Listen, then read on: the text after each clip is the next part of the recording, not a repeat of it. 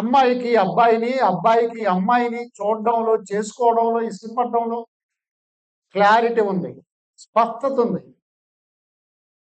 ప్రపంచమంతా దేవుడు ఉన్నాడని నమ్మే వాళ్ళందరిలో ఉన్న ఒకే ఒక కన్ఫ్యూజన్ ఏంటంటే దేవుడు.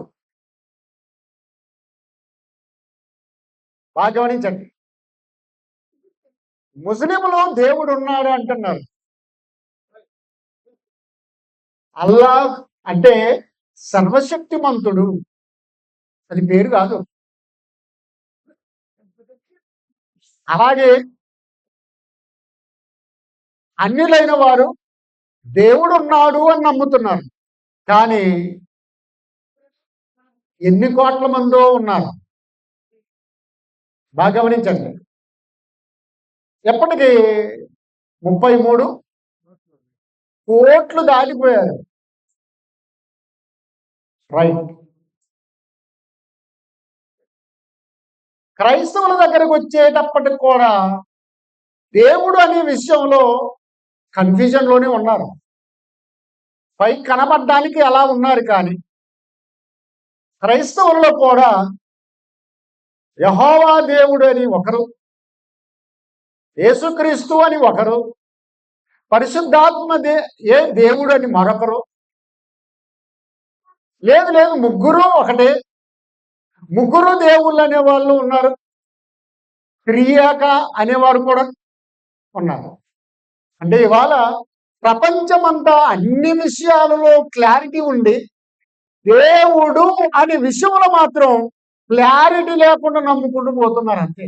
అంటే గుడ్డిగా నమ్ముతున్నారు.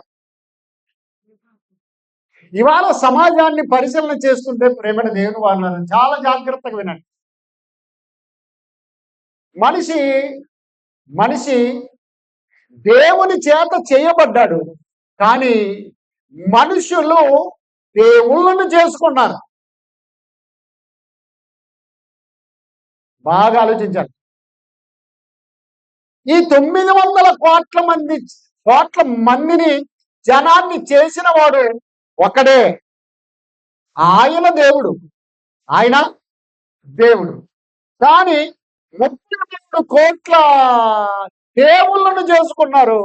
అవి కదలిక లేనివి, చలనము లేనివి, ప్రాణము లేనివి, చెవుల్లాగా చేసుకున్నారు కానీ వినవు, నోరు చేశారు కానీ మాట్లాడదు, ముక్కు చేశారు కానీ వాసన చూడదు, కళ్ళు చేశారు దేవుడికి కానీ అవి చూడవు, కాళ్ళు చేశారు కానీ అవి నడవు.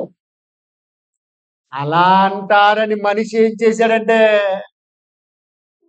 భూమి మీద ప్రాకే పామును దేవుడు అన్నాడు, నా కుక్కను దేవుడు అన్నాడు, పందిని దేవుడు అన్నాడు, గాలిని దేవుడు అన్నాడు, సూర్యుడిని దేవుడు అన్నాడు, చంద్రుణ్ణి దేవుడు అన్నాడు, నీళ్ళని దేవుడు అన్నాడు, చెట్టుని దేవుడు అన్నాడు, పుట్టని, రాయిని, రప్పని, పల్లిని, నల్లిని, హల్లిని, పిల్లని, అన్ని కనిపించిన ప్రతి దానిని దేవుడు దేవుడు దేవుడు అంటే వీడికి మతి చెడిపోయింది. ఇజ్రాయేలీలు మోసే సీనాయి పర్వతం మీదకి వెళ్ళిపోతే వీళ్ళు ఏం చేశారు? పోత పోసిన ఒక విగ్రహమును చేసుకొని, దూడ రూపం, పశువు రూపం చేసుకొని ఐగుప్తులో నుండి నడిపించిన దేవుడు ఇదే అన్నారు. గుర్తున్నారా వెధవా? మీరు అరణ్యములో ఆకలి కొన్నప్పుడు పన్నాను కురిపించింది ఈ దూడ, సముద్రాన్ని పాయలు చేసింది ఈ దూడ, కొండ నుండి నీళ్లు రప్పించింది ఈ దూడేనా? ఇది దేవుడు ఎలా అయింది? నువ్వు చేసావు. కదలని దానిని, వినబడని దానిని, నీకు ఏమీ చెయ్యని దానిని నువ్వు దేవుడని అన్నావు. నో, కనిపించేది ఏది కూడా దేవుడు కాదు. కనిపించేది ఏదైనా దేవుడు కాదు. కానీ పెంచని దాన్ని గురించి యేసు స్వామి చెప్పాడు. యోహాను 4:24లో దేవుడు ఆత్మ, స్పిరిట్, అది ఆత్మ. ఎవరికి కనబడదు, ఎవరికి కనబడదు. కనబడని అనంతమైన ఆత్మది ఈ దేవుడు. కాబట్టి దేవుడు ఎలా ఉంటాడు అన్నది మాట్లాడు. దేవుడు ఎలా ఉంటాడు? 4 కాళ్ళ జంతువా? భూమిని పాకే సర్పమా? ఆలోచిద్దాం ప్రేమైన దేవుని వాడు.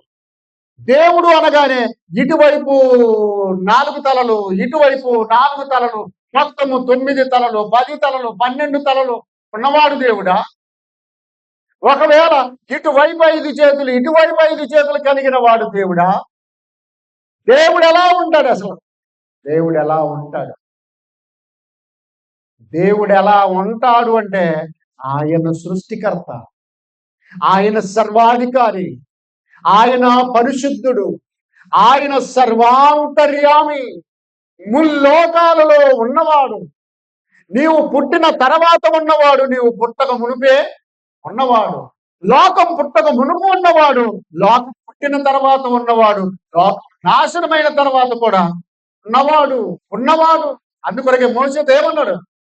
నేను ఇశ్రాయేలుతో మాట్లాడుతూ ఉన్నప్పుడు దేవుడు ఉన్నాడంటే నేను ఏం చెప్పాలి అంటే, మోషే నేను ఉన్నవాడను, వినువాడను. డౌట్ పడకు, అనుమానపడకు, చెప్పు. నా జనుల దగ్గరికి వెళ్ళి ఇలాగే చెప్పు, దేవుడు ఉన్నవాడు అని చెప్పు. ఎప్పుడున్నవాడు? ఆదాం పుట్టక మునుపు ఉన్నవాడు, ఆదాం పుట్టిన తర్వాత ఉన్నవాడు, సర్వలోకము నాశనమైనా కూడా ఆయన ఉన్నవాడు. ఆయన న్యాయాధిపతి, ఆయన జీవదాత, ఆయన అసమానుడు, ఎవరికి సాటి లేనివాడు, అనంత శక్తిమంతుడు, ఆయన సర్వజ్ఞాని. ఎలా ఆలోచన చేస్తుంటే ఒక అద్భుతమైన మాటను మీకు ఇవాళ బయలుపరుస్తుంది. దేవుడు మీతో సెలవిస్తా ఉన్నాడు, చాలా జాగ్రత్తగా ఆలోచించి. దేవుడు ఎలా ఉంటాడు అంటే సమస్తమును జరిగించువాడు, సమస్తమును జరిగించువాడు. దేవుడు ఎలా ఉంటాడు? సమస్తమును జరిగించువాడు. వాక్యంలోకి వెళ్ళండి. ఆదికాండం 1వ అధ్యాయం 1వ వచనం. ఆదికాండం 1వ అధ్యాయం 1వ వచనం. ఆదియందు దేవుడు భూమి ఆకాశములను సృజించెను, భూమి నిరాకారముగాను శూన్యముగాను ఉండేది. మంచిది. దేవుడు సృష్టికర్త. దేవుడు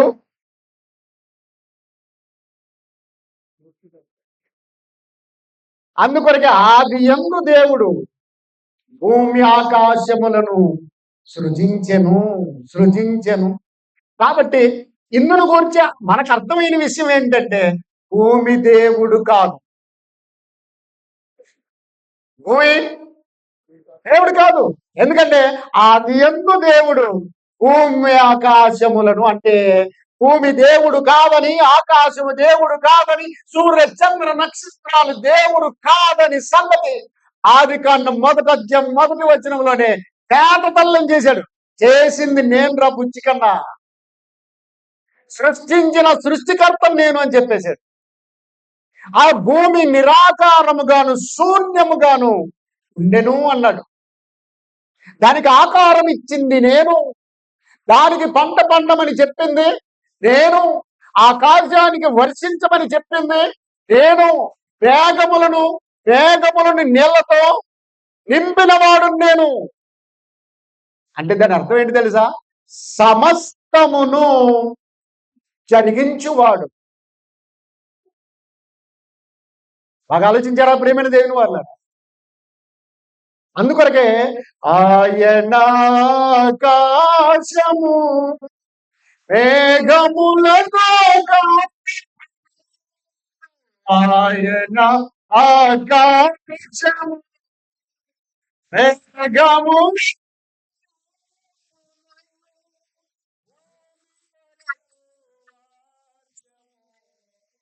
రాజు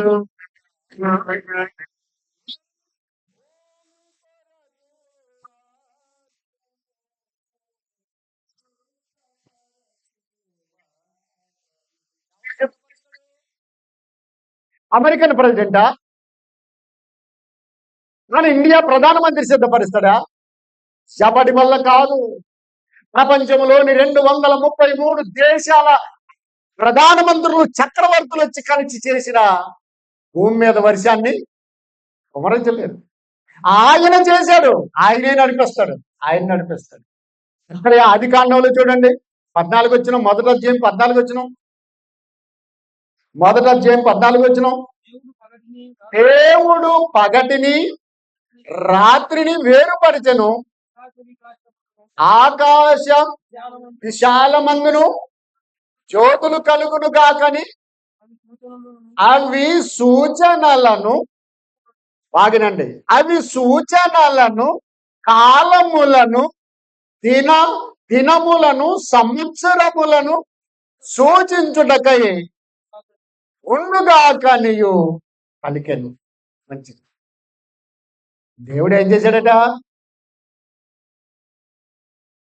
ఆకాశ విశాలమందు పెద్ద జ్యోతిని, చిన్న జ్యోతిని ఉంచాడు. బాగా గమనించండి. ఇప్పుడైనా ఇంకా కొన్ని ఏళ్ళ క్రితం ఆలోచన చేస్తే, ఒక 40 ఏళ్ళ క్రిందట ప్రతి ఇంటి కోడలు కూడా ఏం చేయాలి తెలుసా? సాయంత్రం అయిందంటే, చీకటి పడిందంటే ముందు ఇంట్లో దీపం వెలిగించు అనేవాళ్ళు. బాగా గమనించండి. అలాగే ఇప్పుడు కూడా సాయంకాలం అవుతుంది, చీకటి పడుతుందంటే ముందు లైట్ వేయండి, ఇంట్లో లైట్ వెలిగించండి అని చెబుతారండి. అయితే ప్రియమైన దేవుని వారలారా, దేవుడు భూమి ఆకాశములను సృజించినప్పుడు ఆయన ఏం చేశాడంటే భూమి మీద వెలిగించుటకు, భూమి మీద వెలిగించుటకు. భూమి మీదే ఎందుకు వెలిగివ్వాలి? భూమి మీద ఎందుకు వెలిగివ్వాలి? నువ్వు ఇంట్లోనే లైట్ ఎందుకు వేయాలి? బస్ స్టాండ్లో పోయి వేయచ్చు కదా. ఇంట్లో ఎందుకు వెలిగించాలి? ఇంటి వారందరూ ఉన్నారు. అలాగే దేవుడు ఆకాశమందు పెద్ద జ్యోతిని, చిన్న జ్యోతిని ఎందుకు పెట్టాడంటే భూమి మీద నా పిల్లలు ఉన్నారు, దానికి వెలిగివ్వాలి. భూమి మీద నా పిల్లలు ఉన్నారు, ఒకవేళ చీకట్లో తడువులాడతారు. ఈ దేవుడు ఏమి దేవుడయ్యా, ఇంత చీకటి పెట్టాడు, దీనికి రాత్రి లేదు పగలు లేదు, ఏమి ఇలాగా చచ్చిపోతారు. కనుక భూమి మీద నా పిల్లలకు వెలిగించుటకై ఆయన ఆకాశమందు పెద్ద జ్యోతిని, దానికి కిరసనాలు ఎవడు తెచ్చిపోయాలి? పోనీ దాని కరెంటు బిల్లు ఎవడు కట్టాలి? ఎవడు కట్టక్కర్లేదు, నా పిల్లల కోసం నేను ఫ్రీ. ఆయన గాలిని సృష్టించాడు, ఆయన చంద్రుని సృష్టించాడు. 15 రోజులకు ఒకసారి పున్నమి దినాలు, 15 రోజులకు ఒకసారి అమావాస్య దినాలు. చంద్రుని లెక్కలో ఒక దినం ఎప్పుడైతే తెలుసా? ఒక దినం ఎప్పుడవుతుంది తెలుసా? నెల రోజులు. ఎందుకంటే 15 రోజులు పున్నమి, 15 రోజులు అమావాస్య. అంటే దాని దృష్టిలో ఒక రోజు. నెల రోజులు మనం గడిస్తే దానికి ఒక రోజే ఉంది. ప్రియమైన దేవుని వారులారా, చాలా జాగ్రత్తగా ఆలోచించండి. ఇలాగ దేవుడు ఆకాశమందు పెద్ద జ్యోతిని, చిన్న జ్యోతిని, నక్షత్రములను నియమించి భూమి మీద వెలిగించుటకు దినములను, సముద్రములను, ఋతువులను. ఇది ఏ కాలం? ఇది ఏ కాలం అండి? లూత్రయ్య ఏ కాలం? లూకయ్య ఏ కాలం? ఎండాకాలం. ఎండాకాలం ఒకవేళ ఈ మే నెల దాటిన తర్వాత జూన్ మొదటి రోజు వర్షాకాలాన్ని ఎవరైనా లాక్కొని రాగలరా? రాగలరా? బాగా ఆలోచించండి. ఇప్పుడు 9 అయిందా? మంచిది. ఇప్పుడు 9-10 నిమిషాలు కావాలి. వెనక్కి ఒక 5 నిమిషాలు వెళ్ళగలం ఎవరైనా? ఒక్క నిమిషం కూడా వెళ్ళలేము. సెకండ్ కూడా తీసుకొని రాలేము. బాగా ఆలోచించండి ప్రియమైన దేవుని వారు. కానీ దేవుడు ఏం చేశాడంటే అవి సూచనలను, సూర్య చంద్ర నక్షత్రాలు ఏం చేయాలి తెలుసా? నా పిల్లలకు సూచనలను, కాలములను. ఏ కాలం? ఇప్పుడు ఎండాకాలం, ఎండాకాలం వెళ్ళిన తర్వాత వర్షాకాలం, వర్షాకాలం వెళ్ళిన తర్వాత చలికాలం. ఈ ఈ కాలాలన్నింటిని రప్పించవద్దాడు. అందుకొరకే దేవుడు ఎలా ఉంటాడు అంటే సమస్తమును జరిగించువాడు. నా పిల్లలకు ఎండాకాలం కావాలి, వానాకాలం కావాలి, చలికాలం కావాలి, కోతకాలం కావాలి, రాత్రి రాగాలి, పగలు రాగాలి అన్న దేవుడు ఏం చేశాడంటే ఇదిగో ఈ సూర్య చంద్ర నక్షత్రములు చెప్పాడు. అవి ఏం చేయాలంటే అవి సూచనలను, సూచనలను, కాలములను, దినములను, సంవత్సరములను సూచించుటకై అవి ఉండుగాక. ఎవడు చేశాడు అనుకున్నావు? శాస్త్రవేత్తలు కాదు, పండితులు కాదు, కవులు కాదు, దేవుడు. నీ దేవుడైన యెహోవా వాటన్నిటిని సృజించి క్రమంగా పెట్టేసాడు. ఆయన సూర్యునికి ఆకాశములో గుడారం వేసెను. సూర్యుడు ఉదయించును, ప్రసంగి గ్రంథం 1వ అధ్యాయంలో సూర్యుడు అస్తమించును, తాను ఉదయించు చోటికి వెళ్ళుటకు త్వరపడును. దానికి భయపట్టుకుంది. దేనికి? దేనికి? మన వాళ్ళేం పొద్దున్నే లేచి సూర్యుడే దేవుడు, సూర్యుడే భగవానుడు అనుకుంటున్నారు. కానీ ఆ సూర్యుడు మహాసూర్యుడికి భయపడతా ఉన్నాడు. సృష్టించిన సృష్టికర్త ఉన్నాడు. ఈ రోజు అంతా నాకు కొంచెం జ్వరం ఉందండి, నేను ఉదయించలేను, నేను అస్తలేను అనగలడా సూర్యుడు? అనగలడా? అయ్యి బాబా 15 రోజులు నేను పున్నమిగా వెలిగాను, ఇంకా వెలగలేనయ్యా అని అనగలదా చంద్రుడు? ఆలోచించారా? అందుకొరకే వీటన్నిటిని జరిగించుచున్నాడు. చాలా జాగ్రత్తగా ఆలోచించండి. దేవుడు ఎలా ఉంటాడు అంటే ఆయన సృష్టికర్త అయి ఉంటే ఆయన సమస్తమును జరిగించువాడు. ఈ దూడ, ఈ చెట్టు, ఈ గుట్ట, ఈ బొమ్మ నడిపించగలవా? అవి కాలములను, సూచనలు రప్పించగలవా? వాటి వల్ల కాదండి. అవి మనుషుల చేతి విగ్రహములు. అందుకొరకే వెండి బొమ్మలు మేము వెలిగించాము, రాతి బొమ్మలు మేము రక్షించువాడు శ్రీయేసుడే, రక్షించువాడు శ్రీయేసుడే, సిగ్గుమాలిన పనులు బొమ్మ పూజలు మీరు ఈ దినము యేసు నిరాకడ తెలియదు, ఈ దినమే మార్పు తన జీవితం. గమనించడం ప్రియమైన దేవుని వల్ల. కనుక సృష్టిలో కనిపించే ఈ భూమి దేవుడు కాదు, ఆకాశం దేవుడు కాదు, సూర్య చంద్ర నక్షత్రములు దేవుడు కాదు, గాలి, నీరు, రాగి, రప్ప, చెట్టు, గుట్ట ఏది దేవుడు కాదు. వీటన్నిటినీ దేవుడైన యెహోవా మహత్తు గల మాట చేత కలిగించాడు. కాలాలు, సమయములు, దినములు వాటన్నిటిని ఆయనే కలిగించి ఆయనే నడిపిస్తున్నాడు. ఎండాకాలం సీజన్ అయిపోతుంది, ఇదిగో వర్షాకాలం రావాలి, నైరుతు ఋతుపవనాలు వచ్చేసేయాలి. ఆ వర్షాకాలం అయిపోయిన తర్వాత దేవుడు ఏం చెబుతున్నాడు? చలికాలమా వచ్చేసేయి. ఆ పిల్లలకి చలికాలం అంటే చూడాలి. చూసారు? రాత్రి రావాలి, పగలు రావాలి, ఎవడు రప్పించలేడు. దేవుడే, నీ దేవుడైన యెహోవా వాటిని రప్పించుచున్నాడు.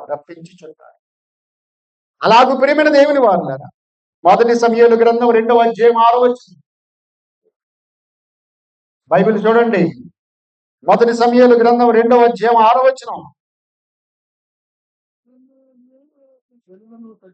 చేనులను సజీవులను గాను, మృతులను గాను చేయువాడు యెహోవాయే, పాతాళమునకు పంపుచు అందులో నుండి పైకి రప్పించువాడు ఆయనే. అబ్బా! ఏంటండి, ఎంత అద్భుతమైన మాట చెప్పాడు తెలుసు దేవుడు. జనులను ఎక్కడికి పంపిస్తాడట? ఎక్కడ?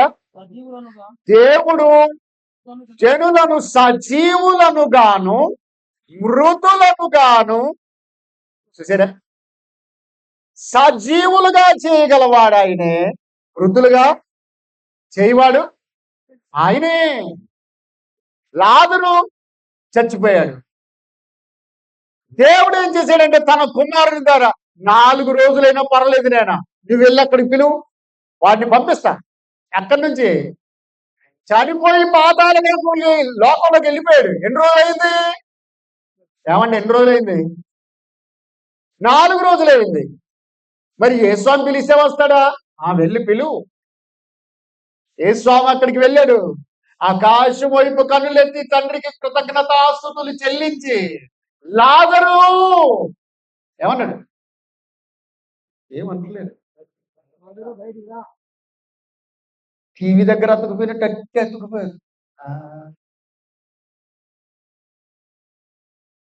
గమనించండి, లాజరు బయటికి రమ్మనగానే పాతాళ లోకములో ఉన్న ఆత్మ భూలోకములో సమాధిలో ఉన్న ఆ శవంలోకి వచ్చేసింది.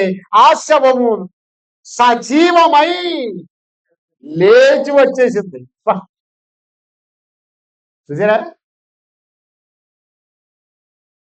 జనులను సజీవులుగాను మృతులను గాను చేయవాడు యెహోవాయే. మరొక్క మాట చెప్పాడు. ఏమన్నాడు? పాతాళ లోకమునకు పంపుచు అందులో నుండి రప్పించువాడు ఆయనే. ప్రేమైన దేవుని వారలారా, సౌలు రాజు చివరి దశలో ప్రవక్త అయిన సమూయేలు గారు దేవుని సన్నిధికి చేరుకున్నాడు. చనిపోయాడు. ఎంతో కాలమైంది. కొంతకాలమైన తర్వాత సమూయేలు సౌలు రాజు యుద్ధం చేయాలనుకున్నాడు. అప్పుడు ప్రార్థన చేస్తున్నాడు. దేవుడు జవాబు ఇవ్వట్లేదు. ఏం చేసినా దేవుడు ఏం మాట్లాడట్లేదు. కాబట్టి మారు వేషం వేసుకొని ఎవరి దగ్గరికి వెళ్ళాడు? సోది చెప్పే ఆవిడ దగ్గరికి వెళ్ళాడు. దేశంలో సోదగాళ్ళు ఉండకూడదని వారిని చంపేసింది సౌలు గారే. మరి ఇప్పుడు మారువేషం వేసుకొని ఆమె దగ్గరికి, సోది చెప్పి ఆమె దగ్గరికి వెళ్ళాడు. వెళ్ళి, ఇదిగో నాకు సమూయేలును రప్పించాలి. ఎవరు రప్పించాలి? సమూయేలు ఎక్కడికి వెళ్ళిపోయాడు? ఢిల్లీకో, అమెరికో, ఇజ్రాయెల్ దేశానికో, యెరూషలేముకో పోలేదు. ఆయన చచ్చిపోయాడు. పరదేశంలోకి వెళ్ళిపోయాడు. పాతాళ లోకంలోని పరదేశంలోకి వెళ్ళిపోయాడు. మరి అతను రప్పించాలా? అప్పుడు ఆమె అంటుంది, ఇదిగో సౌలు రాజు చేసిన చట్టం నీకు తెలుసా? ఎవరితో మాట్లాడుతుంది? సౌలు రాజుతోనే మాట్లాడుతుంది. కానీ అతడు మారువేషంలో ఉన్నాడు కాబట్టి నీకు గుర్తుపట్టలేకపోయింది. ఇదిగో సోది చెప్పావంటే సంబి పారేస్తాడు. నీకు తెలుసో తెలీదో, నీవెవరో అమాయకుడు వచ్చి అడుగుతున్నట్టున్నావు. కానీ ఆ సోది వల్ల కూడా ఏం జరగదయ్యి బాబు, వెళ్ళిపో అని. సరే సరే, రాజుగారి చట్టం నాకు తెలుసు, ఏదైనా నేను చూసుకుంటాను, కానీ మొదట నువ్వు సమూయేలుని రప్పించు అనగానే ఆమె ఇంకా ఉక్కు తీసుకోలేదు, సోది మొదలు పెట్టలేదు. కానీ పాతాళ లోకము నుండి ఒక మనుషుడు వచ్చుచున్నాడు పైకి. చూసారా? ఈమె అలా చూసింది, దిమ్ము తిరిగిపోయింది. అయిపోయి ఎవడో పాతాళ లోకం నుండి ఒక దుప్పటి కప్పుకొని పైకి వచ్చుడు నేను చూచుచున్నాను. అప్పుడు సౌలు అన్నాడు, అతడు సమూయేలే. ఈవంది, నీవు సౌలువే, అసలు దొంగ నువ్వే.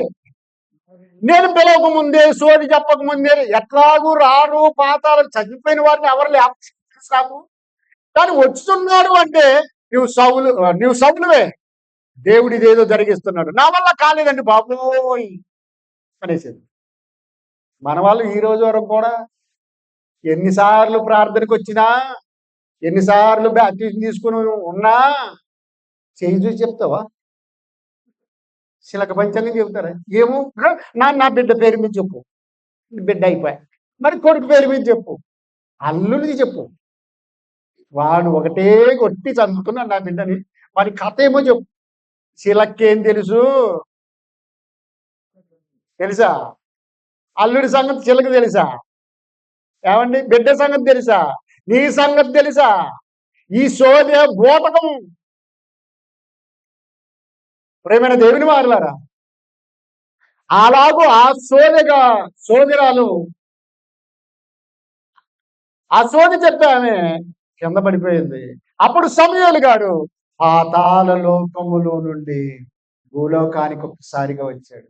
సౌలు రాజుగారు సాష్టాంగపడి నమస్కారం చేసి, దీర్ఘదర్శి సమూయేలు, నేను మానవాడితో యుద్ధం చేయవలనా లేదా? గెలుస్తానా ఓడిపోతానా? దేవుడు ప్రార్థనల ద్వారాను ఉరీముల ద్వారాను దేని ద్వారాను నాకు సమాధానం ఇవ్వకున్నాడు చెప్పు అన్నప్పుడు సమూయేలు గారు ఏమన్నారు తెలుసా? నీ విషయంలో దేవుడే మౌనంగా ఉండినప్పుడు నేను నీకు ఏం సమాధానం ఇవ్వగలను? కానీ నేడు నీవు నాతో కూడా ఎక్కడుంటావు? అక్కడికి వెళ్ళిపోతావు. వస్తారా?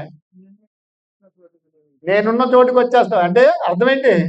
చచ్చిపోతావు ఈరోజు అని డైరెక్ట్గా చెప్పకుండా నేనున్న చోటుకి నువ్వు కూడా వచ్చేస్తావు. అర్థమైందా?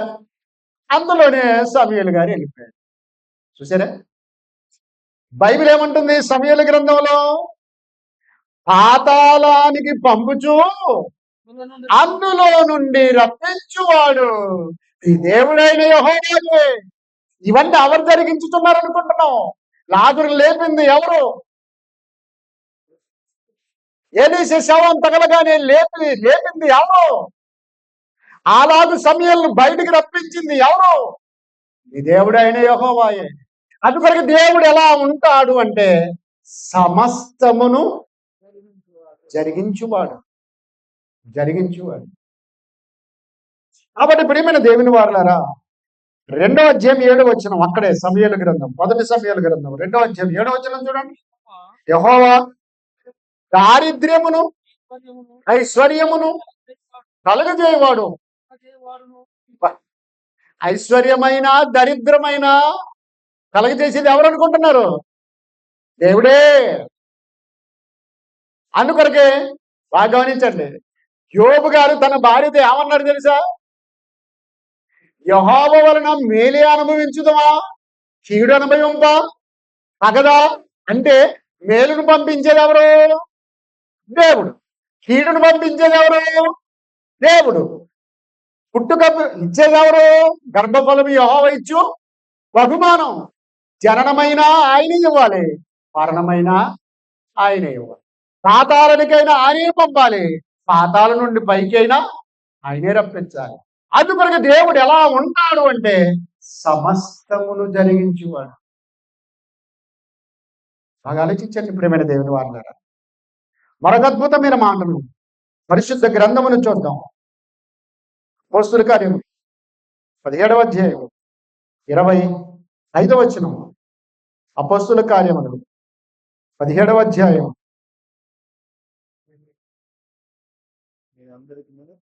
25వ వచనం.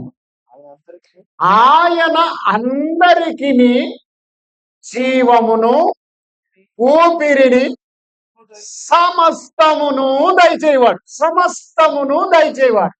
నువ్వు దేవిని నమ్మినా, నువ్వు దేవిని నమ్మకపోయినా, దేవుడే లేడన్నా సమస్తమైన వారికి జీవమును ఊపిరిని దయచేయువాడు.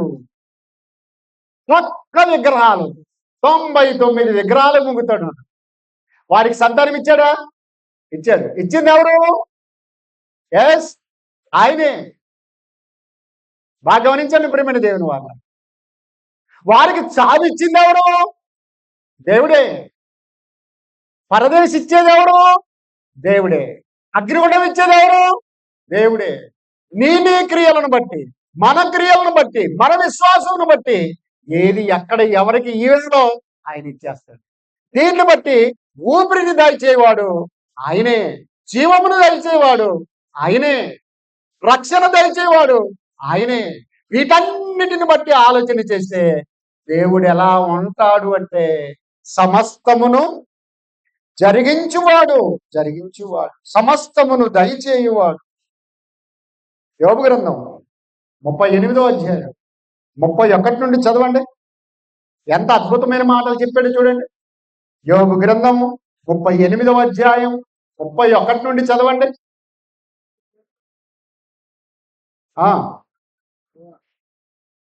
కృతిక నక్షత్రములను నువ్వు బంధింపగలవా? మృగశీర్ష పట్లను విప్పగలవా? వాటి కాలములలో నక్షత్ర రాశులను వచ్చినట్లు చేయగలవా? సప్తర్షి నక్షత్రములను వాటి ఉపనక్షత్రములను నువ్వు నడిపింపగలవా? ఆకాశ మండలపు కట్టడలను. వీటన్నిటిని చదివితేనండి 38వ అధ్యాయంలో భూమికి పునాది వేసినప్పుడు నువ్వు ఎక్కడుంటువి? నువ్వు భూమి యొక్క కొలమానం నీకు తెలియనా అని ఈ ప్రశ్నలన్నీ వేసుకుంటూ వచ్చేటప్పటికి యోబు గారి చివరిలో ఏమన్నాడు తెలుసా? దేవుడా, ఇప్పుడు నోరు తెరిచాను, తప్పయింది. ఇంకొకసారి నోరు తెరవకుండా నా నోటి మీద నా వేలు. స్కూల్లో ఏం చేస్తారు? పిల్లలకి బాగా అల్లరి చేస్తున్నారు, మాట్లాడుతున్నారు అనుకోండి, టీచర్ ఏం చేస్తారు? బల్ల మీద గట్టిగా ఒక దెబ్బ కొట్టి, ఏయ్ నిశ్శబ్దం, అందరు నోటి మీద వేసుకోండి, మాట్లాడద్దు, అందరు ఇలా చేసుకోండి. ఇది ఇప్పుడే వేస్తున్నారు, ఇది ఎక్కడి నుండి వచ్చింది? అప్పుడే యోబే చెప్పేశాడు, దేవుడా మాట్లాడి తప్పు చేశాను, ఇవి నాకు తెలియదయ్యా, నా నోటి మీద వేలేసుకుంటానంటాడు. ఏమైనా దేవుని వారులారా చాలా జాగ్రత్తగా ఆలోచించాలి. దేవుడు అడిగే ప్రశ్నలు ఎలా ఉన్నాయో తెలుసా? మృగశీర్ష నక్షత్రములను వాటి ఉపనక్షత్రములను సప్తర్షి నక్షత్రములను నువ్వు నడిపింపగలవా? వాటి కట్లు విప్పగలవా? వాటిని పరిగెత్తి చేయగలవా? చెప్పు యోబు అన్నాడు. ఏం చెప్తాడండి? వాటి కాలములలో ఆ నక్షత్రాలని, నక్షత్ర రాశులు నువ్వు రప్పించగలవా? నేను పరాక్రమ కలవాడిని, నేను సర్వ సృష్టికర్తను, అన్నింటినీ నడిపించువాడని నేనే. గమనించారా ప్రేమైన దేవుని వారులారా? ఇలా ఆలోచన చేస్తూ ఉంటే దేవుడు సమస్తమును జరిగిస్తా ఉన్నాడు. ఇర్మియా గ్రంథం 9వ అధ్యాయం 24వ వచనం. ఇర్మియా గ్రంథం 9వ అధ్యాయం 24వ వచనం. అతిశయించువాడు దేనిని బట్టి అతిశయింపవలెననగా భూమి మీద కృప చూపుచు నీతి న్యాయములు జరిగించుచున్న యెహోవాను నేనేనని గ్రహించి నన్ను పరిశీలనగా తెలుసుకొనుటను బట్టియే అతిశయింపవలెను. చూసారా? భూమి మీద నీతి న్యాయములు జరిగించేది ఎవరు తెలుసా? నీ దేవుడైనా యెహోవా, నీ దేవుడైన యెహోవా. మనకు ఈ కోర్టులో అన్యాయం జరుగుతుంది, మరో కోర్టులకు వెళ్తే కూడా అన్యాయం జరుగుతుంది. ఏమైంది ఇలాగా అనుకుంటే చివరికి ఏదో ఒక రోజున దేవుడు నీకు న్యాయం జరిగిస్తాడు. అలాగూ నీతి న్యాయములు జరిగించువాడు యెహోవాయేనని అతన్ని నువ్వు గుర్తించాలి, అతన్ని నువ్వు నమ్మాలి. అందును బట్టే ఆయన అతిశయిస్తా ఉన్నాడు, అందును బట్టి మనము అతిశయించాలి. అందుకొరకే ఏదైనా మనకు అన్యాయం జరిగినప్పుడు, మనకి ఇక న్యాయం జరిగే అవకాశాలు లేనప్పుడు ఏమంటావు తెలుసా? దేవుడు అనేవాడు ఉన్నాడు. ఒక టైం వస్తుంది. మనుషుడు ఏం విత్తునో అదే పంటను కోస్తాడు. సరే అని సహించామనుకో ఆయన జరిగిస్తాడు. కాబట్టి భూమి మీద న్యాయ అన్యాయములు, నీతి న్యాయములు జరిగించేది ఎవరో తెలుసా? నీ దేవుడైనా యెహోవాయే, యెహోవాయే. అలాగే ప్రియమైన దేవుని వారులారా, అదే యోబు గ్రంథం 5వ అధ్యాయం, యోబు గ్రంథం 5వ అధ్యాయం 18వ వచనం చూడండి.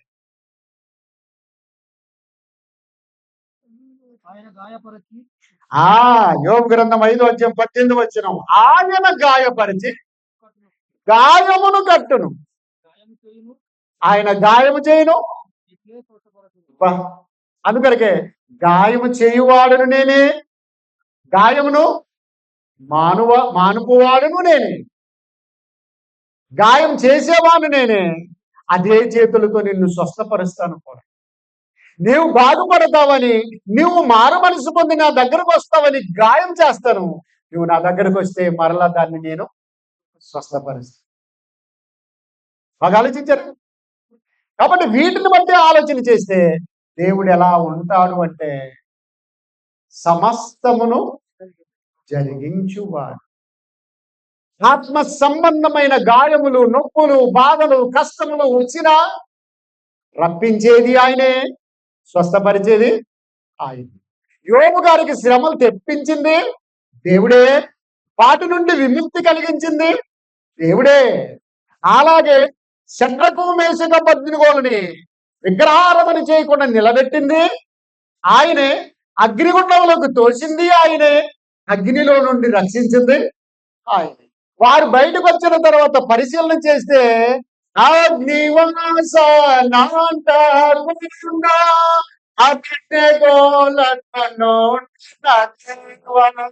చూసారా, ఒక సైడ్కి వెళ్ళి మంటలు, దూరం నుండి మంటలు చూసేటప్పటికి అందులో ఎంతమంది కనిపించారు? పరిగెత్తుకొని వచ్చి రాజా రాజా, ఏమైందిరా? మనం ముగ్గురు తోసిద్దాం కదా, నలుగురు కనిపించుతున్నారు.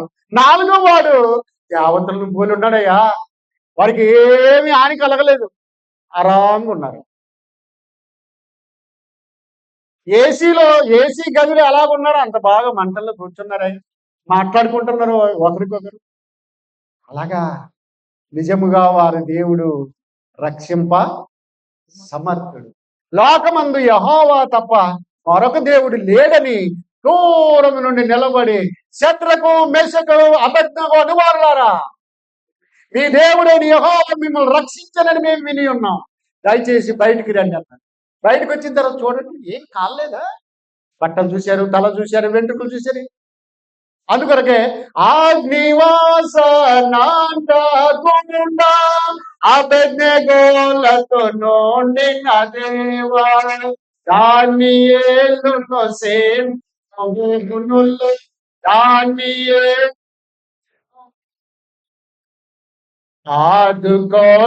ఆదుకోనాదుడని సింహం బోర్లోకి పంపించింది ఎవరు తెలుసా?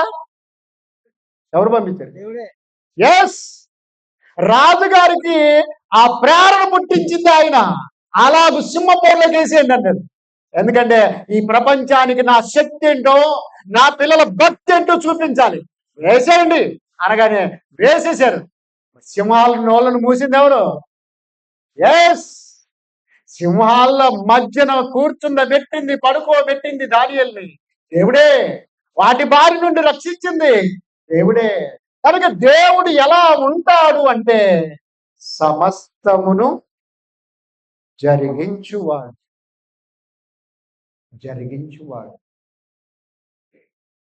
ఏమైనా దేవుని వారులారా, 2వ గ్రంథము లేదా క్రొత్త నిబంధనలో ఒకసారి ఆలోచించేద్దాం. మత్తయి సువార్త 19వ అధ్యాయం 26వ వచనం. మన ప్రభు యేసుక్రీస్తు వారు ఏమంటున్నారు చూడండి. దేవుడు ఎలా ఉంటాడు అంటే చెబుతాడు చూడండి ఆయన. మత్తయి సువార్త 19వ అధ్యాయం 26వ వచనం. యేసు వారిని చూచి, ఇది మనుషులకు అసాధ్యమే గాని ఎవరికి? దేవునికి సమస్తము సాధ్యము. నా తండ్రి పరమందున్నాడు, ఆయన అత్యున్నత సింహాసనాసీనుడై ఉన్నాడు, అనంత శక్తివంతుడు ఆయన. ఆయన ఆకాశ మహాకాశమును పట్టజాలని వాడు కనుక ఆయనకు సమస్తము సాధ్యం. భూమిని తలక్రిందులు చేయగలడు, సముద్రాన్ని పాయలు చేయగలడు, సముద్రాన్ని గడ్డ కట్టేటట్టు చేయగలడు, సముద్రములో ఫరో సైన్యాన్ని ఉంచగలడు. కనిపించకుండానే, కట్టెలు లేకుండానే ఇదిగో ఆయన ఆకాశము నుండి మన్నాను కురిపించగలడు. ఆయన ఆకాశం నుండి నీకు మాంసము కురిపించగలడు. రెడీమేడ్ ఫుడ్ నువ్వు వండుకోక్కర్లేదు. చూసారా? తాజా భోజనం, తాజా భోజనం. ఇలా దేవుడు ఎలా ఉంటాడు అంటే సమస్తమును జరిగించువాడు. అందుకొరకు యేసుస్వామి అంటున్నాడు తన తండ్రి యొక్క దేవుని గురించి, తన దేవుని గురించి అంటున్నాడు, ఇది మనుషులకు అసాధ్యమే కానీ దేవుడికి సమస్తము సాధ్యం. సాధ్యం. 5 రొట్టెలు 2 చేపలని ఎంతమందికి పంచాలి? ఎంతమందికి? 5,000 మందికి. అప్పుడు యేసుక్రీస్తు వారు ఆ రొట్టెలను పట్టుకుని ఏం చేశాడు తెలుసా?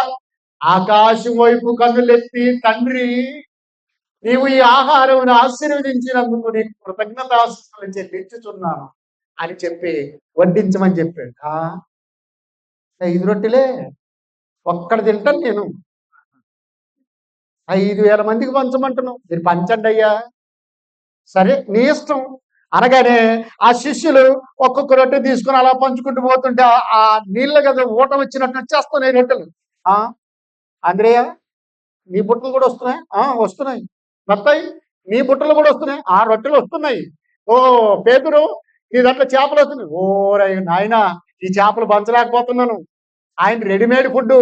మరి ఇప్పుడు కట్టెలు తెచ్చుకోండి, కాల్చండి, ఇదంతా తయారు చేయండి అని చెప్పట్లేదు. చూసారా? 5 రొట్టెలు 2 చేపలు 5,000 మందికి పంచిన తర్వాత కూడా ఎన్ని గంపలకు మిగిలాయి?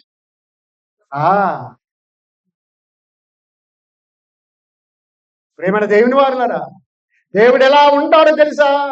తన కుమారుని యేసుక్రీస్తు వారి మొర విని 5,000 మందికి, చాలా పరమద్భుతం అండి, ఆవిడ అరేంజ్మెంట్ చేయలేదు.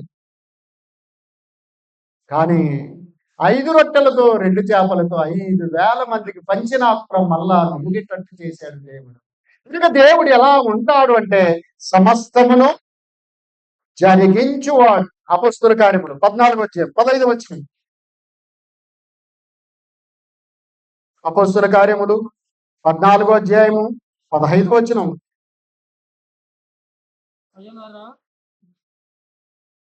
అక్కడ అనేక మంది విగ్రహారాధన చేస్తా ఉన్నారు. తెలియబడని దేవునికను కూడా ఒక చిన్న గుడి కట్టేశారు. ఏ దేవుణ్ణైనా మర్చిపోయామేమో, ఆ దేవుడు వచ్చి మళ్ళీ మమ్మల్ని నాశనం చేస్తాడేమో అని దేవతలు గుళ్ళు కట్టారు. చివరికి తెలియబడని దేవునికి అని ఒకటి కట్టేశారు. అంటే ఆ దేవుడు ఎవరో, ఆ దేవత ఎవరో వచ్చిన తర్వాత ఇదిగో నీకు కూడా కట్టేశాము, కోప్పడకు, మమ్మల్ని నాశనం చేయకని చెబుదామని. అప్పుడు పౌలు బర్నబా వారి మధ్యకు వచ్చారు. దేవునికి స్తోత్రం. ఎక్కడున్నారు? దేవునికి స్తోత్రం. ఉన్నారా పోయారా? నేనంటే అద్దాలు పెట్టుకున్నాను, మీరు కనిపిస్తలేదు. దేవునికి స్తోత్రం అన్నప్పుడు ఏమనాలి? ఆమేన్ అనాలి. దేవునికి స్తోత్రం, దేవునికి స్తోత్రం. గమనించండి ప్రియమైన దేవుని వారులారా, అలాగే లేఖన భాగాన్ని ఆలోచన చేస్తే పౌలు బర్నబా వారి మధ్యకు వచ్చేటప్పటికి వారిని చూసి, వారి మాటలు విని ఏమన్నారో తెలుసా? అయ్యలారా, మీరెందుకు ఇలాగ చేయుచున్నారు? మేము కూడా. అంతకంటే ముందు వాళ్ళు ఏమన్నారంటే, పౌలును తిరుపతి అనియు బర్నబాను కూడా దేవతనియు, మీరు మా మధ్యకు వచ్చిన దేవుళ్ళు దేవతలు అని చెప్పి వారిని పూజించడం మొదలెట్టారు. పౌలు బర్నబాను దేవుళ్ళు దేవతలు అనుకున్నారు. అప్పుడు పౌలు బర్నబా ఏమంటున్నా తెలుసా? వారి వస్త్రములు చింపుకొని, అయ్యలారా మీరెందుకు ఇలాగ చేస్తున్నారు? మేము మీలాంటి స్వభావం గల మనుషులమే. మీకు దప్పికుంది, మాకు దప్పికుంది, మీకు రోషం ఉంది, మాకు రోషం ఉంది, మీకు ఆకలి ఉంది, మాకు ఆకలి ఉంది, మీలాంటి మనుషులమే. మమ్మల్ని ఎందుకు దేవుళ్ళు దేవతలు అనుకుంటున్నారు? కాబట్టి ఒకసారి మా వస్త్రం చింపుకుంటాం చూడండి, ఒకసారి ఇట్లా గిచ్చి గిల్లి తన్ని చూడండి ఎలా ఉన్నాం. ఇలాంటి మనుషులమే కదా. దేవుడు అక్కడ ఉన్నాడు. ఆయన తన కుమారుని యేసుక్రీస్తు వారిని లోకానికి పంపించాడు. ఆ యేసుక్రీస్తు వారి శిలువ మరణ పునరుత్థాన మూలంగా మన పాపాలను కడిగివేశాడు, మనల్ని రక్షించాడు. ఇదిగో మోక్షము, స్వర్గము, వైకుంఠము, పరలోకము అంటాం. అక్కడికి చేర్చాలి అంటే యేసుక్రీస్తు వారు అక్కడే దిక్కు. ఆయన్ను ప్రకటించడానికి మేము వచ్చితిమి అని చెప్పేసి చూసారా.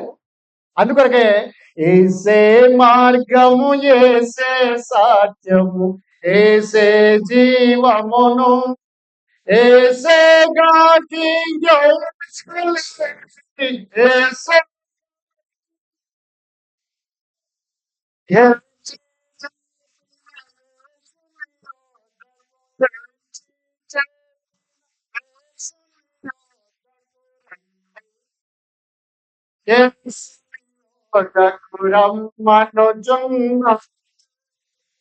రెండవ పేతురు పత్రిక 3వ అధ్యాయం 10వ వచనం. 2వ పేతురు పత్రిక 3వ అధ్యాయం 10వ వచనం.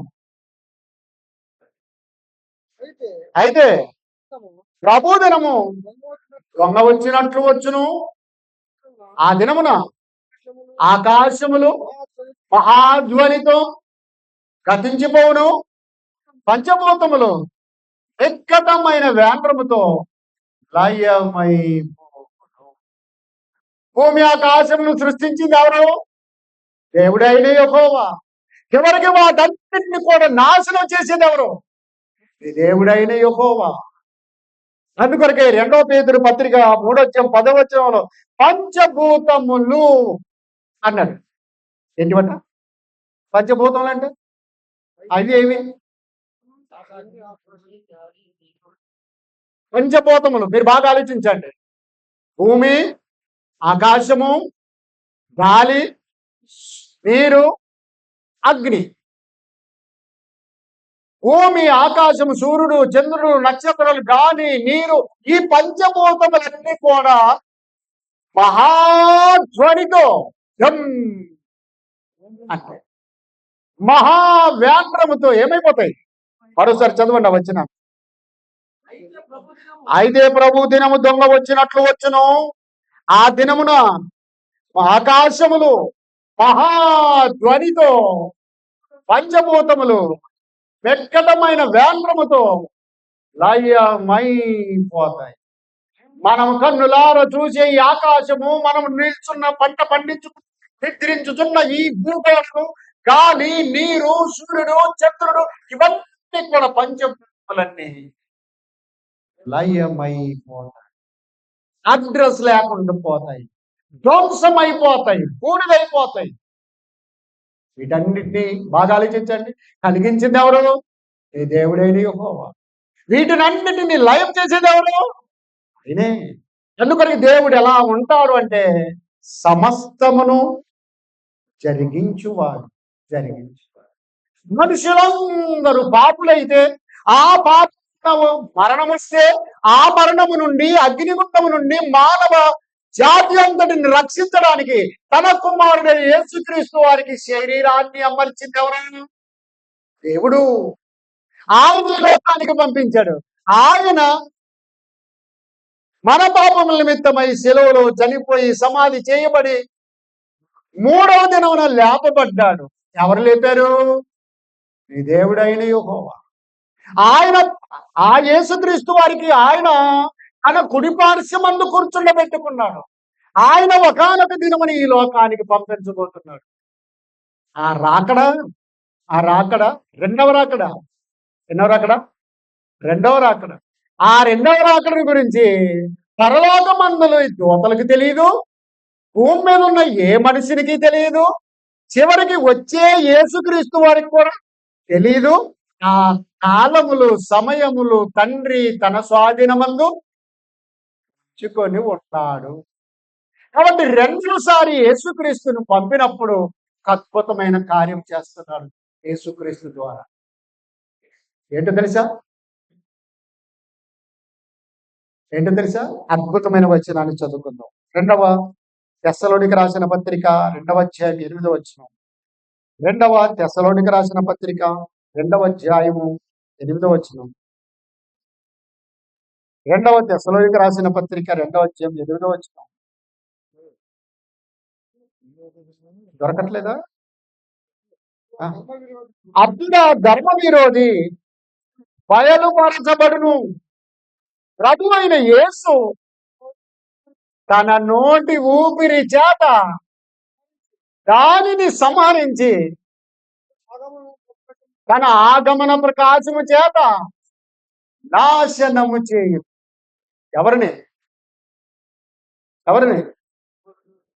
ఆ అపవాదిని, సాతానును, కటసర్పమును, దెయ్యాన్ని ఏం చేస్తాడట? రాకడనే రైలు బండి వస్తున్నది, రెండవ రాకడనే రైలు బండి వస్తుంది, పరిశుద్ధుల కందులో చోటున్నది, మళ్ళీ చోటున్నది, పరిశుద్ధుల కందులో చోటున్నది, మంచి చోటున్నది, రాకడనే రైలు బండి వస్తున్నది, రెండవ రాకడనే రైలు బండి. యేసుక్రీస్తు వారు తన తండ్రి అయిన దేవుని చేత రెండవసారి ఈ భూలోకానికి పంపించబడిన మొదట తన వారు లేపబడతారు. అప్పుడు ఆయన ఏం చేస్తాడు తెలుసా? ఆ ధర్మ విరోధిని, ఇంతకాలం సంఘాన్ని, విశ్వాసులను, దేవుని పిల్లలను కష్టపెట్టి నానా శోధనలకు గురి చేసి పడగొట్టిన దానిని తన నోటి ఊపిరి చేత. ఏ ఊపిరి? కొంతమంది మనవాళ్ళు కూడా అంటాం, వాడిని ఊపేస్తే ఎట్లా ఊపేస్తారండి, పట్టుకోతాడు ఇవంతా అంటుంటారు. మరి కొంతమంది తొక్కితే భూమిలోకి పోతాం అంటారు. ఒకసారి తొక్కమనండి, వాని పాదానికి ఇంత దుమ్ము కూడా లేవదు. కానీ వీడంటాడు, నా 5-6 అడుగుల మనిషిని తొక్కితే భూమిలోకి పోతాం. ఇక్కడ దంతే నీకు బస్ టికెట్ అవసరం లేదు, రైలు టికెట్ అవసరం లేదు, నీ ఊర్లో పోయి పడతావు అంటాడు. మాటలు కోటలు దాటుతాయి, కాలు గడప దాటదు. మాటలు అలా ఉంటాయి. కానీ యేసుక్రీస్తు వారికి దేవుడు ఎంత పవర్ ఇచ్చాడంటే, సాతానును తన నోటి ఊపిరి చేత, అంతే, ఈ సర్వ ప్రపంచాన్ని గడగడలాడించిన సాతానును యేసుక్రీస్తు అంటాడు. తర్వాత ఏమన్నాడు? తన ఆగమన ప్రకాశము చేత. 2వ అధ్యాయం 8వ వచనం.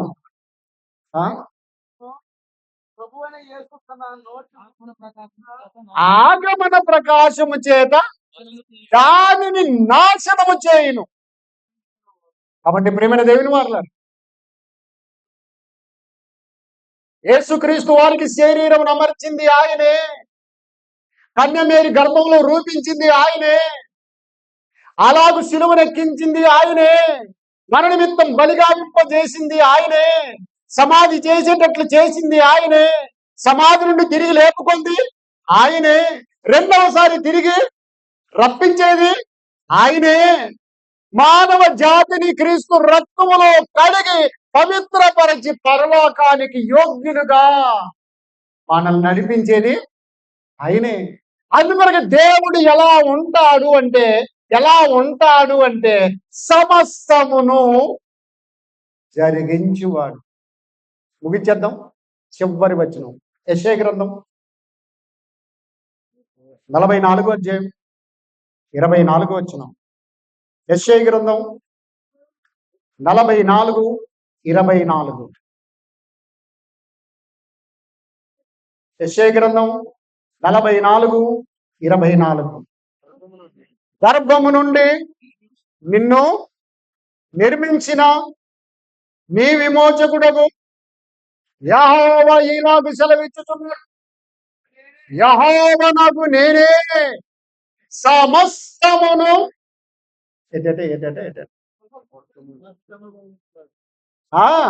యెహోవానగు నేనే సమస్తమును జరిగించువాడను.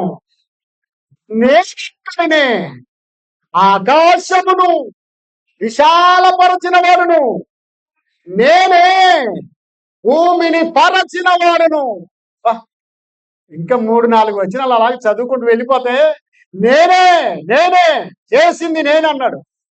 అంటే నీ దేవుడైన యెహోవా సమస్తమును జరిగించువాడు, పుట్టించువాడు ఆయనే, గిట్టించువాడు ఆయనే, రప్పించువాడు ఆయనే, పంపించువాడు ఆయనే, దరిద్రులను చేసేది ఆయనే, ఐశ్వర్యవంతులను చేసేది ఆయనే, యుద్ధం జరిగించేది ఆయనే, అపజయమిచ్చినా జయమిచ్చినా ఆయనే ఆయనే ఆయన. యుద్ధం మానుకువాడు ఆయనే, యుద్ధంలో విజయమిచ్చువాడు ఆయనే, పరీక్షల్లో ఓడిపోయేటట్టు చేసేవాడు ఆయనే, పరీక్షల్లో విజయం ఇచ్చేవాడు ఆయనే, పంట కొలిపించేది ఆయనే, పంటను అందించేది ఆయనే, పంటను నాశనం చేసేది కూడా ఆయనే. ఎవరెవరి క్రియలను బట్టి అలాగే డిసైడ్ చేసేస్తున్నాడు. నేనే నేనే అగ్నిగుండంలోకి పంపేది కూడా నేనే. గమనించారా? అందుకొరకు యేసుక్రీస్తు వారు పరలోక గుమ్మం దగ్గర వచ్చి ఏమన్నాడు తెలుసా? నా తండ్రి చేత శపింపబడిన వారులారా. చూసారా?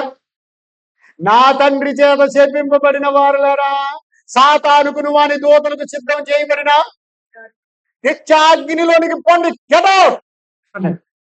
అలాగే విశ్వాసంగా బ్రతికిన వారు, పాపమును క్రీస్తు రక్తంలో కడిగేసుకున్న వారిని ఏమన్నాడు తెలుసా? ఆ తండ్రి చేత ఆశీర్వదింపబడిన వారులారా, లోకం పుట్టింది మొదలుకొని మీ కొరకు సిద్ధం చేయబడిన ఈ పరలోకాన్ని రైట్ స్వతంత్రించుకోండి. పోండి, ఎవరి రూమ్ లోకి వాళ్ళు వెళ్ళిపోండి, ఎవరి మేడలోకి వాళ్ళు వెళ్ళిపోండి. ఇదంతా మీదే. బాగా గమనించారు ప్రియమైన దేవుని వారు. కనుకనే భర్త వల్లే వస్తాడు, భాగ్యం బోధిస్తాడు, భార్య వల్లే ఉండండి మీరంతా, భాగ్యమును పొందండి మీరంతా. భార్య అంటే క్రీస్తు సంఘము, వధువు క్రీస్తు సంఘముగా ఉండండి. ఆ యేసుక్రీస్తు వాడు వచ్చి తన భార్య అయిన క్రీస్తు సంఘాన్ని తీసుకుని వెళ్ళిపోతాడు. తండ్రిగా ఉన్న దేవునికి, ఇదిగో ఈ గోడలు పట్టుకొచ్చానయ్యా, నీ చేతులకు అప్పగిస్తున్నాను. ఎస్ రైట్ అన్నా. అందుకొరకే నా తండ్రి చేత ఆశీర్వదింపబడిన వారులారా, లోకం పుట్టినది మొదలుకొని మీ కొరకు సిద్ధం చేయబడిన ఈ పరలోకాన్ని స్వతంత్రించుకోండి. అందుకొరకే అయ్యో యేసయ్యా రాబోతున్నాడు, అయ్యో యేసయ్యా రాబోతున్నాడు, రాజుగారి లోకం. ఈ లోకంగా, ఈ లోకం కాదు, అక్కడ పరలోకంలో పాడుకునే పాట ఇది. రాజుగారి లోకం మనకయ్యా, రక్షకుండ లోకం మనకయ్యా. ఇప్పుడు చాలా మంది వివాహమైన వాళ్ళు ఉన్నారు కదా, ఈ ఊరికి ఇచ్చారు కదా మిమ్మల్ని, ఈ ఇల్లు ఎవరిదంటే ఏమంటావు? మీ భర్తది కదా. నా భర్తదే, నాది, నా భర్తదే, నా ఇల్లు. గమనించారా? ఈ ఇంటికి ఇవ్వబడిన తర్వాత ఈ ఇల్లు నాది అంటావు, ఈ పొలం నాది అంటావు, ఈ ఫ్లాట్ నాది అంటావు. ఎస్, అలాగే అయ్యో యేసయ్యా రాబోచున్నాడు, అయ్యో యేసయ్యా రాజుగారా లోకం మనకయ్యా, రక్షకుండా లోకం మనకయ్యా. కాబట్టి ప్రియమైన దేవుని వాళ్ళరా, ఆ పరలోకం మనది, మన తండ్రి ఏర్పాటు చేశాడు. భూమి మీద జీవించి చిన్న ఆయుష్కాలంలో క్రీస్తు కొరకు నువ్వు బ్రతికితే, క్రీస్తు సంఘముగా నువ్వు పరిశుద్ధంగా ఉంటే, యేసుక్రీస్తు అనే వరుడు భర్త ఈ లోకానికి వస్తాడు, తన వారిని తీసుకొని మరల పరలోకానికి వెళ్ళిపోతాడు. అక్కడ శాశ్వతంగా ఉండిపోతాం, శాశ్వతంగా ఉండిపోతాం.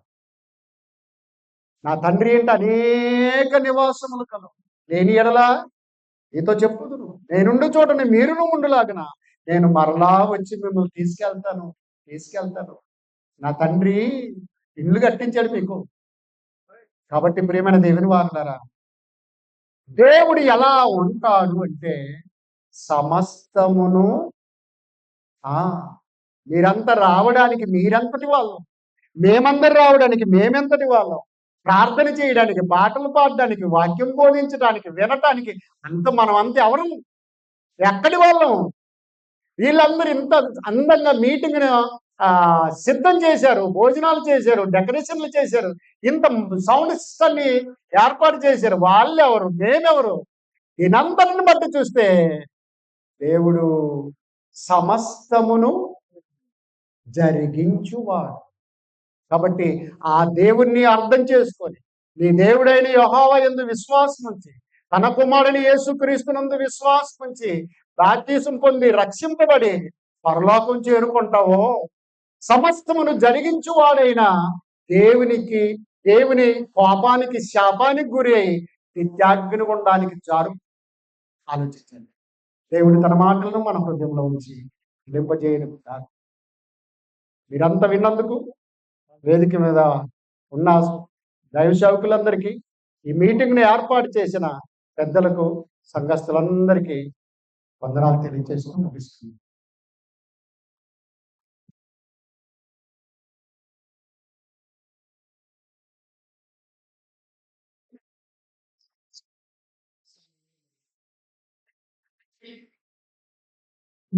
చక్కగా మనకు మతమైన వాక్యాన్ని అనేటువంటి దైవజనులు శ్రీరామస్వామి గారికి మనందరూ సంఘం తరపున సరే, మన సమయంలో చివరి యొక్క భాగంలో ఉన్నాము. ఇంకా ఏమైనా కార్యక్రమాలు ఏమైనా ఉన్నట్లయితే తెలియజేయండి.